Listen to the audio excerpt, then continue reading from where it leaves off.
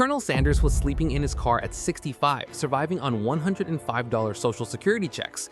The year was 1952, and Harlan David Sanders had just watched his restaurant business collapse when a new interstate highway bypassed his location in Corbin, Kentucky. Most men his age would have accepted defeat, settled into quiet retirement, maybe moved in with family.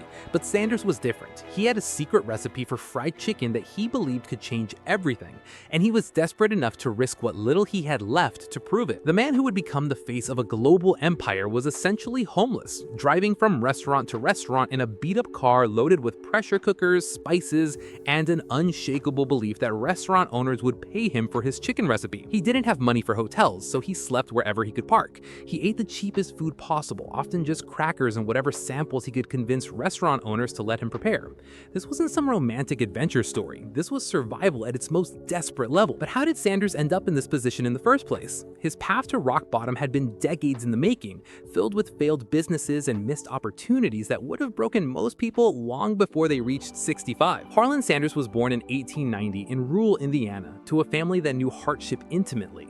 When his father died, 10-year-old Harlan became responsible for cooking and caring for his younger siblings while his mother worked. By age 12, he had left home and was working full-time on a farm for $2 a month. He held over 15 different jobs before he was 40, from streetcar conductor to insurance salesman, from railroad fireman to ferry operator. Nothing seemed to stick, and nothing built the kind of wealth that could provide security in old age. In 1930, at age 40, Sanders finally found something that worked when he opened the service station in Corbin, Kentucky, and started serving food to travelers. He didn't have a restaurant, just a dining room in the service station where he served country ham, steaks, and fried chicken to hungry customers. The chicken was special.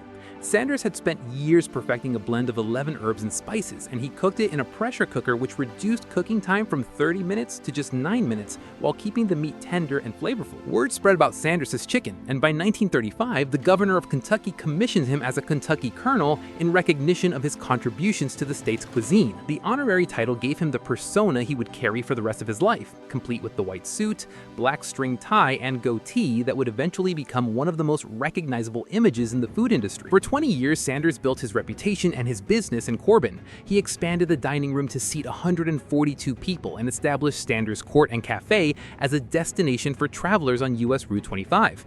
Life was good. Money was coming in steadily. He had employees, regular customers, and respect in the community. Sanders thought he had finally found his calling, finally achieved a stability that had eluded him for decades. Then came 1952, and the announcement that would destroy everything he had built.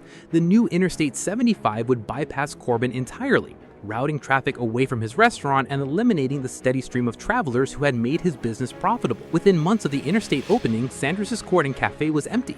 Customers stopped coming. Revenue dried up.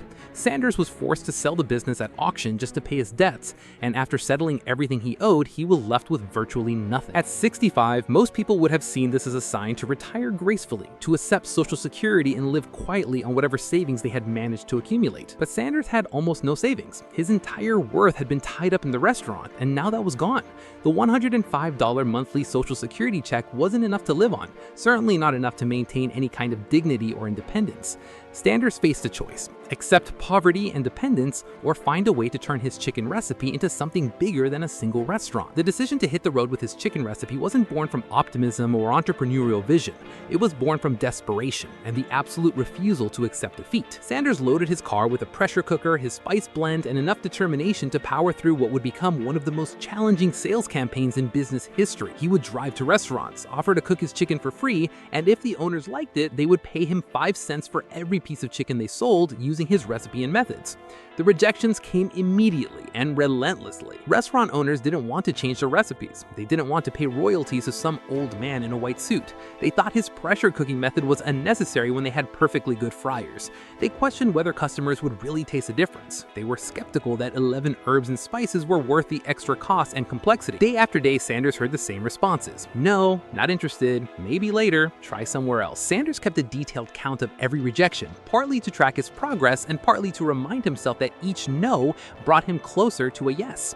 He slept in his car most nights to save money for gas and food. He washed his white suits in gas station bathrooms. He shaved in restaurant restrooms and tried to maintain the dignified appearance of a Kentucky colonel, even when he felt like a traveling salesman who had lost his way. The physical toll was enormous. The emotional toll was worse. Here was a man who had achieved respect and success in his community, now reduced to begging restaurant owners to even try his chicken recipe. But Sanders had one advantage that younger entrepreneurs often lack. He had nothing to lose. At 65, broke and homeless, he could take risks that would terrify someone with a mortgage, a family to support, or a reputation to protect. Every rejection was just confirmation that he needed to try harder, travel farther, or refine his approach. He wasn't going to give up because giving up meant accepting a poverty-stricken old age that he simply refused to endure. The breakthrough finally came after more than 1,000 rejections. Pete Harmon, who owned a restaurant in Salt Lake City, Utah, agreed to try Sanders' chicken recipe. Harmon was struggling with his own restaurant and was willing to experiment with anything that might bring in more customers. He tried the recipe, served it to customers, and watched his chicken sales increase by 75% almost immediately. Customers loved the taste, the quick cooking time meant faster service, and the 11 herbs and spices created a flavor profile that kept people coming back. Harmon's success became Sanders' proof of concept. He now had evidence that his recipe could transform a restaurant's chicken sales, and he used Harmon's results to convince other restaurant owners to give him a chance. The 5 cents per piece royalty structure was attractive to restaurant owners because they only paid Sanders when they made sales. There was no upfront cost, no risk, and the potential for significant profit increases. Word began spreading throughout the restaurant industry about the old man with the chicken recipe who could boost sales dramatically.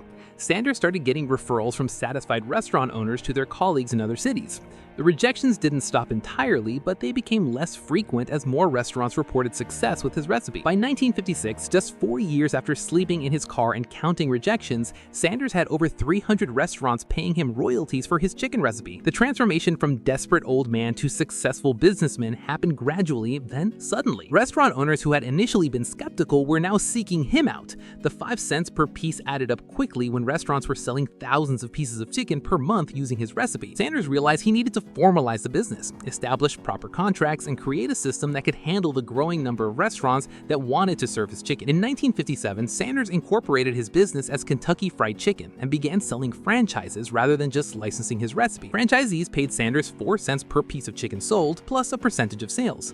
This model provided more control over quality and consistency while generating significantly more revenue than the simple royalty arrangement. Sanders also began requiring franchisees to use specific cooking equipment, follow exact preparation procedures, and maintain standards that would ensure every Kentucky Fried Chicken restaurant served the same quality food. The franchise model exploded across the US faster than Sanders had ever imagined possible. By 1960, there were over 200 Kentucky Fried Chicken franchises in the US and Canada. By 1963, Sanders' chicken was being served in over 600 locations, and the business was generating millions of dollars in annual revenue. The man who was sleeping in his car and surviving on Social Security just 11 years earlier was now running a multi-million-dollar franchise operation. But Sanders' biggest payday was yet to come.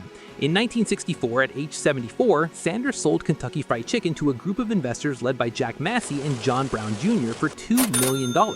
The deal made Sanders wealthy beyond what he had ever imagined during those desperate nights sleeping in his car, and it established Kentucky Fried Chicken as one of the fastest growing restaurant chains in the world. Under new ownership, Kentucky Fried Chicken expanded internationally and became a global brand worth billions of dollars. Sanders remained as the company's brand ambassador and continued to appear in advertising until his death in 1980. His image became one of the most recognizable brand symbols in the world, appearing on restaurants in over 100 countries and serving millions of customers daily. The story of Colonel Sanders sleeping in his car at 65 reveals a fundamental truth about entrepreneurship and success. Age, poverty, and repeated failure don't have to be permanent conditions. Sanders proved that desperation combined with relentless persistence could overcome almost any obstacle. He showed that a good product, properly marketed and systematically expanded, could create wealth even starting from absolute zero. Sanders' journey from homeless senior citizen to global brand icon also demonstrates the power of refusing to accept circumstances as permanent. At 65, he could have easily justified giving up. He had tried multiple businesses and careers. He had achieved some success only to lose it through circumstances beyond his control. Society would have understood if he had simply accepted his Social Security check and lived quietly in poverty. Instead, he chose to risk what little he had left on his belief that his chicken recipe was special enough to build an empire around. The 11 herbs and spices were important, but they weren't the real secret to Sanders' success. The real secret was his willingness to hear no over 1,000 times without giving up, his ability to maintain dignity and professionalism while essentially homeless, and his refusal to let age or poverty define what was possible in his life. Colonel Sanders didn't just create a restaurant chain. He created a blueprint for turning desperation into determination and persistence into prosperity at any age.